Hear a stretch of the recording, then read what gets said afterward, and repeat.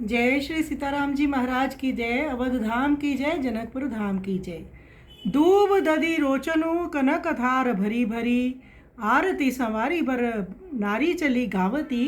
गोस्वामी तुलसीदास जी का ये पद कवितावली सी है। श्री सीताराम विवाह उत्सव के आनंद का वर्णन करते हुए गोस्वामी तुलसीदास जी कहते हैं, सौभाग्यवती स्त्रियां स्वर्ण के थालों में दूब दही और रोली भर भर कर आरती सजा गाती हुई चली। श्री जानकी जी के कर कमल जयमाला लिए सुशोभित हो रहे हैं। उन्हें सखियां सिखाती हैं कि श्री रामचंद्र जी को जयमाला पहना दो। गोस्वामी तुलसीदास जी कहते हैं, जनकपुर के सभी लोग मन में प्रसन्न हैं। झरोखों में आकर झांकती हुई रानियां भी बड़ी ही शोभा पा रही हैं, मानो अपने अपने घोंसलों में बैठी हुई मनोहर चकोरियां चंद्रमा की किरणों को अनिमेष नेत्रों से पान कर रही हों। इस प्रकार से श्री सीताराम जी के विवाह उत्सव का आनंद जनकपुर धाम में छाया हुआ है। आइए सुंदर पद का हम श्रवण करें।